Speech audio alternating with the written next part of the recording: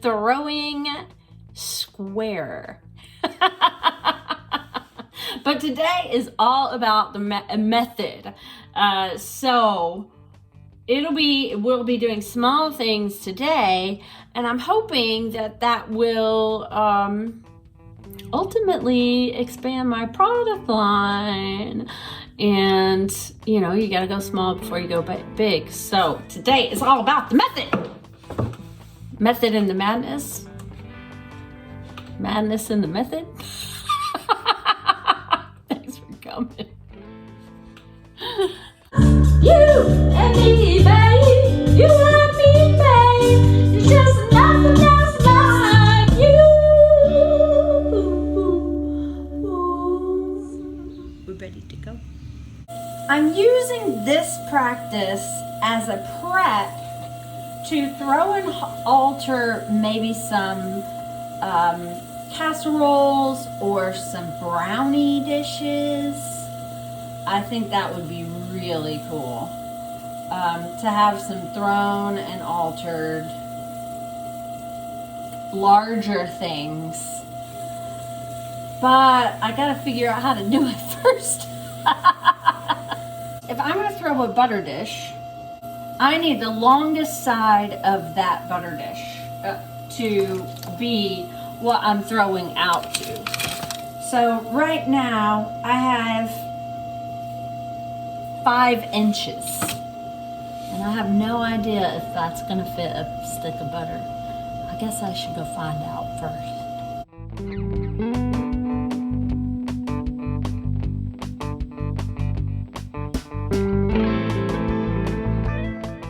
So I have 6 inches across the inside here, and it's time to alter it. And I don't think my floor is thick enough, but I can still practice method. So if I take my wire tool, oh, that's too high. And split that right there to the level that I want it on the inside. Pull it back out. Do the same thing on the other side.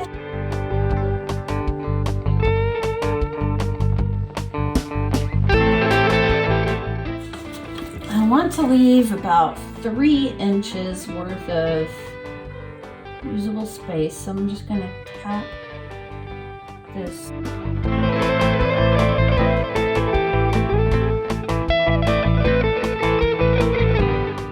And then I can lift this and ooch it, at least that's what they tell you, ooch it in to where I want it to be and reattach it. And I can do the same on this other side and reattach. I can take my needle tool and cut some of this off.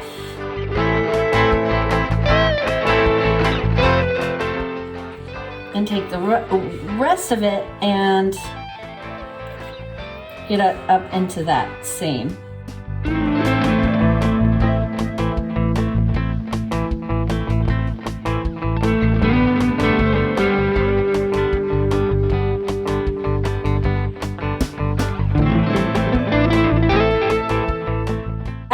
Already, and the bottom of it is way too thin. But what I do want to make a note of is that the walls at the top are even all the way around. A lot of times when potters do square things on the round wheel, the roundness will come out in the rim of whatever they're doing. And with this method, that doesn't happen. So that's pretty cool to know. Next!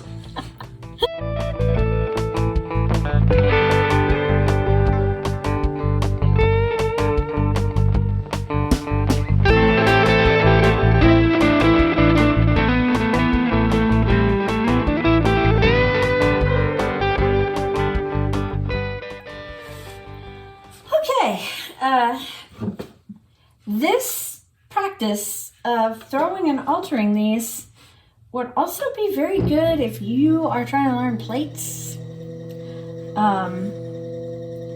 Because I am running into some of the same issues that I run into when I try and throw plates without the PVC pipe. So I'm going to use this little homemade credit card tool, because on this method, I'm not really going to be forming it anymore after this. So if this were a brownie pan, I would want to do that. It's not a brownie pan. So what I want to do is give it kind of an angle so that I can kind of go in and thumb it into a rounded shape after I'm done. But that has given me this beautiful line to use my little knife tool on.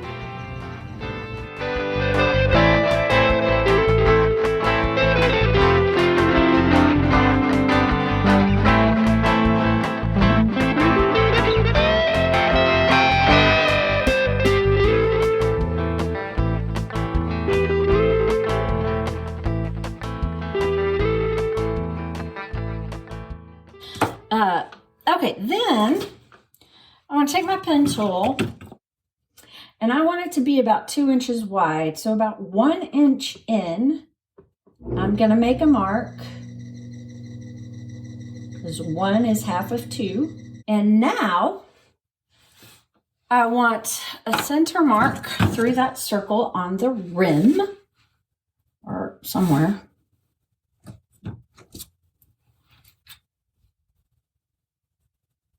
Right there and right there. I'm going to connect the top around that shape, around that circle to the bottom. It looks like an eye when you're done. I'm going to take my knife, and I'm going to make sure that that cut goes all the way to the bat. And at this point, anything that has gotten kind of, like if I didn't make my marks real good and clean, I could straighten them up or whatever. But that's going to go all the way down to the bat. I'm going to cut the whole piece off the bat.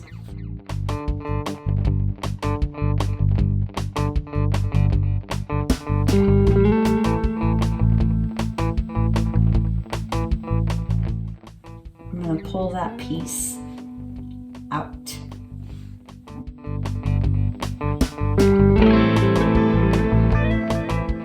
And not do a good job. Do a better job at that and save this piece. Because this clay is wet, I don't really have to worry about slipping and scoring. So just like a while ago, I pick up this side, scoot it in until I have a straight line or straight-ish line. Pick up this side, scoot it in until I have a straight-ish line.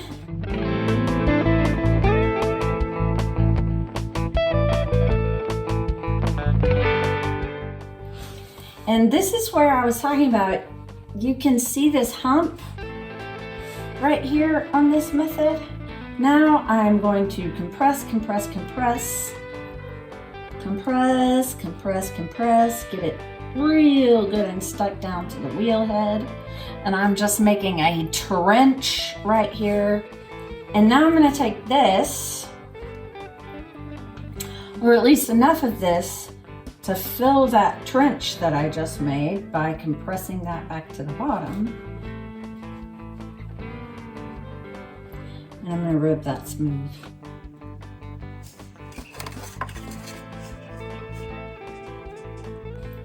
And then of course I can work with it again once it's leather hard.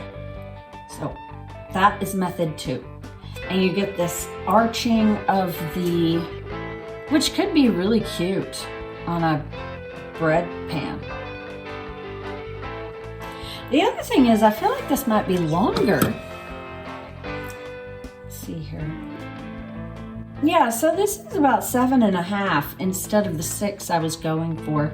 So you wouldn't have to bring it out as far as 6 in order to get the length that you're looking for.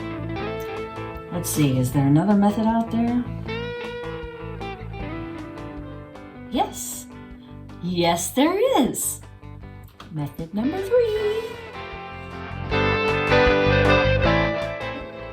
Seriously, I cannot imagine doing this method with a whole lot of clay, but there are a lot of people out there that do. So we are going to try our best. I'm working on a square bat, which means that every corner is where I'm going to change direction in where I am pressing. But it's a simple push in, lift off. Push in, lift off. Push in, lift off. And I'm going to do that based on where the corners are. I've also tilted my rim in a little bit to help keep the rim under control. And honestly, I don't know if it will help or not. But hey, we're gonna give it a try. Here we go. Push in, lift off. Push in. The mistake I made here was starting and stopping the wheel. You want the wheel to go at a very slow, even pace, and then start the push in, lift off, push in, lift off rhythm. And you should have more success than I did, at least. See the rim, how it gets out of control a little bit?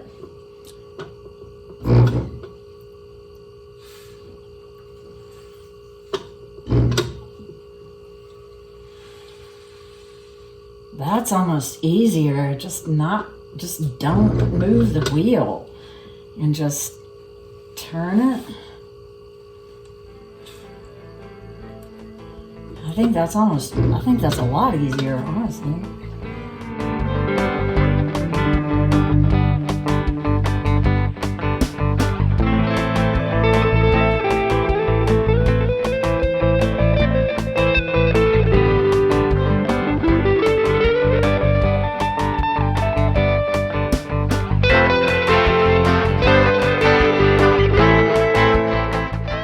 If you could make this happen with a larger piece of clay, I think would make a really good little brownie pan. Since the first method had a floor that was not thick enough for me to actually get anything off of the wheel head, I decided to go back to that and do it again. And this time I got something that has a deep enough floor that I can actually work with it and keep going, see if we can't make something of it. So, takeaways.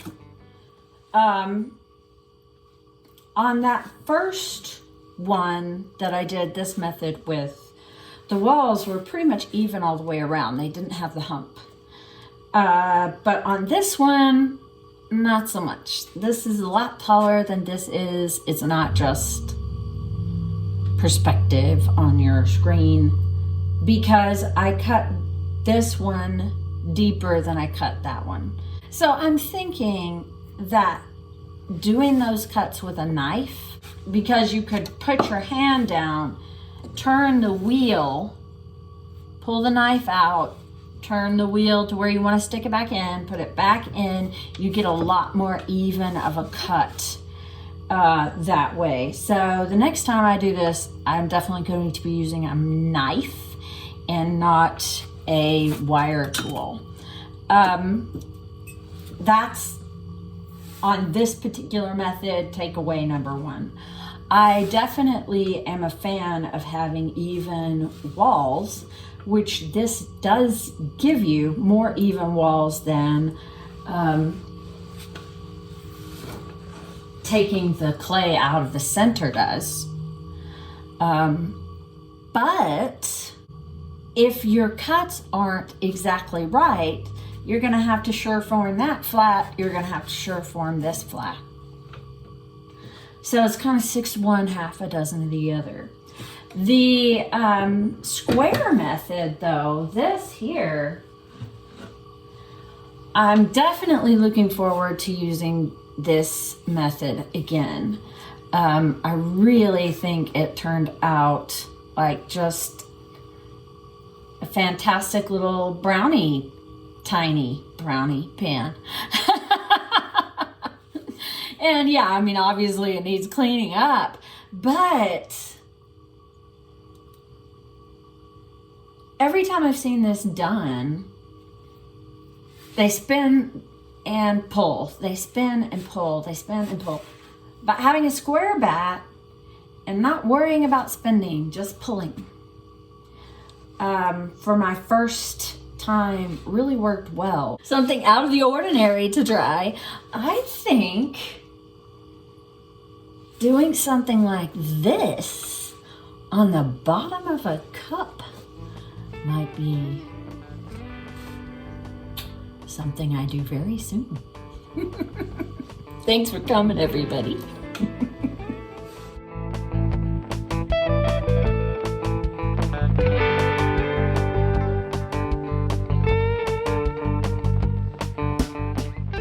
This, however, the bottom is too thin. Just splash everywhere. Bottom is too thin, so it is going into the slosh bucket because I just didn't have a handle on my clay, really, more than anything.